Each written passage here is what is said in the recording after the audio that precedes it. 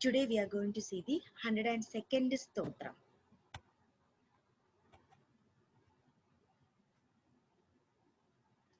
Adharat nilayodhadha pushpaha saprajagaraha urdhvagap saptadachara pranada pranava panaha. Adhara nilayo. Adhara means the reason, or we will ask for everything. Do we have a proof? So Adharam is the proof. Nilayo. Nilayo means where one stands. So Adhara Nilayo means Bhagavan is the support of all the basic supporting factors. That is, we require all the 5 elements for creating a being. That 5 elements are coming from the Bhagavan. Those are ether, air, fire, water, and earth. And that's why Bhagavan is called Adhara Nilay, who is responsible for all these 5 main elements. That is Bhagavan.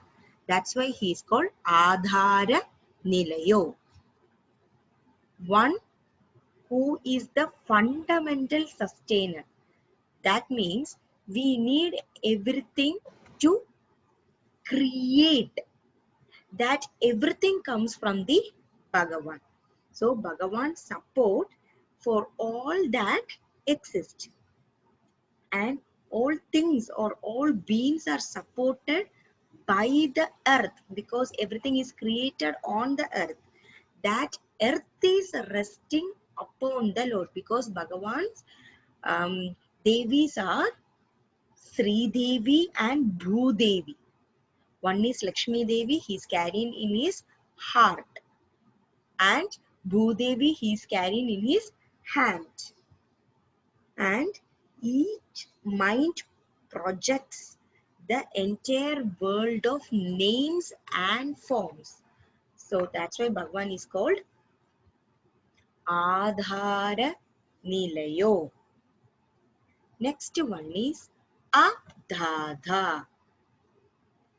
Dhadha means one who gives. Adhadha means one who is supported by himself. Nobody else is supporting Bhagavan. Bhagavan is in his own support and require no other support. Bhagavan, above him there is no other to control or command, because Bhagavan is the supreme controller of all. Bhagavan is the law, and the eternal truth is that the law and law giver are the one and the same. Bhagavan is the same power who is making the laws and who is the law himself. Pushpa Hasa. Pushpa means flower. Hasa means the smile. So Bhagavan is the manifestation, as the universe is resembling the smile or blooming of buds with flowers. That's why Bhagavan is called Pushpahasa. Bhagavan shines like an opening flower. So the bud opens and manifests into the Lord. It is at the time of dissolution, where everything is unmanifested, and every time one vasana is created, then he is one step behind the path of moksha. So Bhagavan can be indicated by the term Pushpahasa, means he is like a bird, it is opening and giving a life. But what happens is that when the vasana comes, again it has to get the seeds down and take a new janma, new life, so that it takes the path of dharma to attain moksha. So it is a cyclic process until they reach the Vaikuntha. Prajagara. Praja means the beings. Gara means who is awake. Bhagavan is always awake. He is not getting rest. Bhagavan is the eternal awareness. He has to be aware all the time. So Bhagavan is ever awaked. That's why he is called Prajagara. Prajagara. That means Bhagavan knows no sleep. Bhagavan does not sleep. And the sleep means something that is equivalent to the avidya. So Bhagavan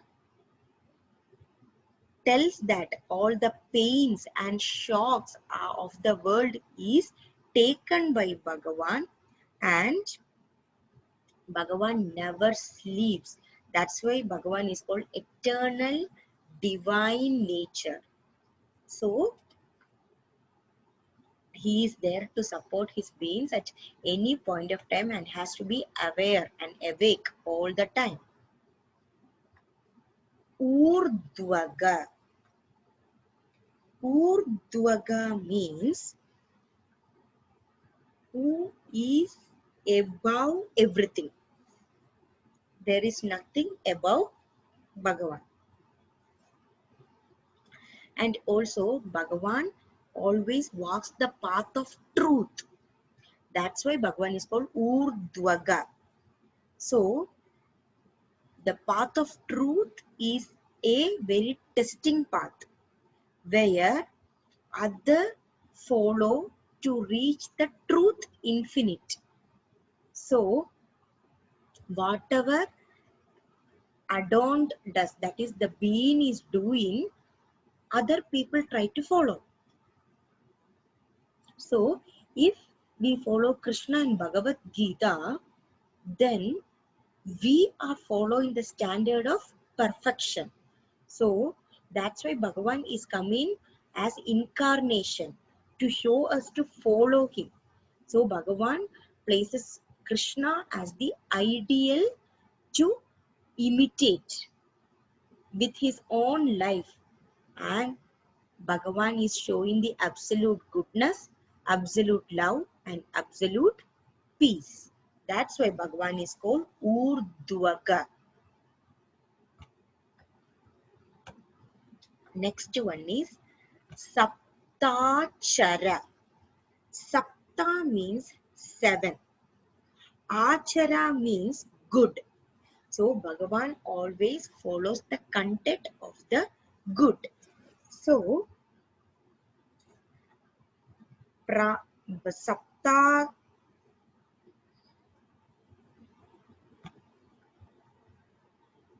Saptatara means Bhagavan always having a policy of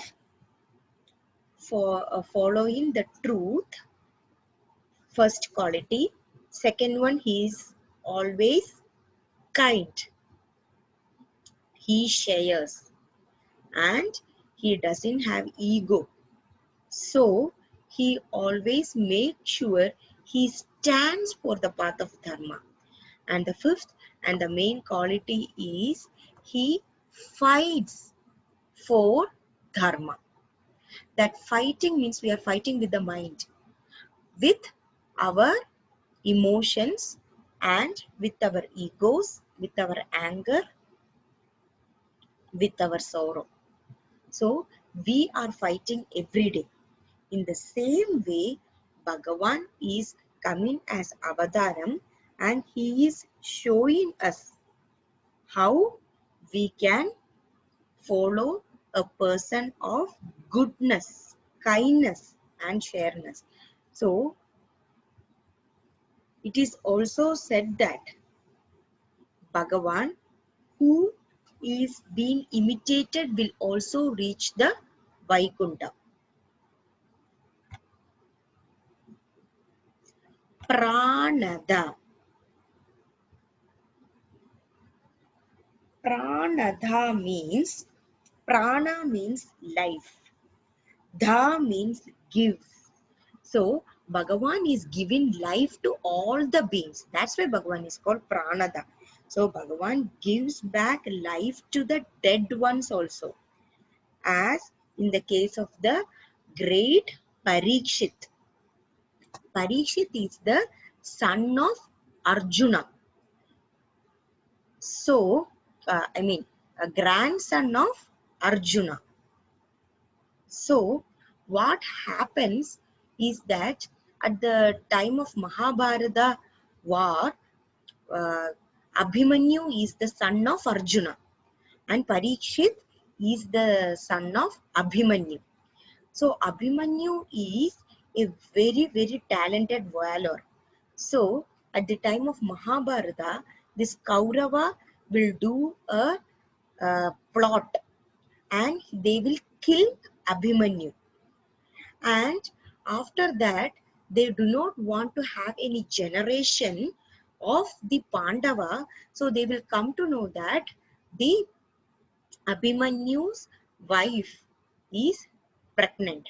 So what happens? They will try to kill the baby in the womb.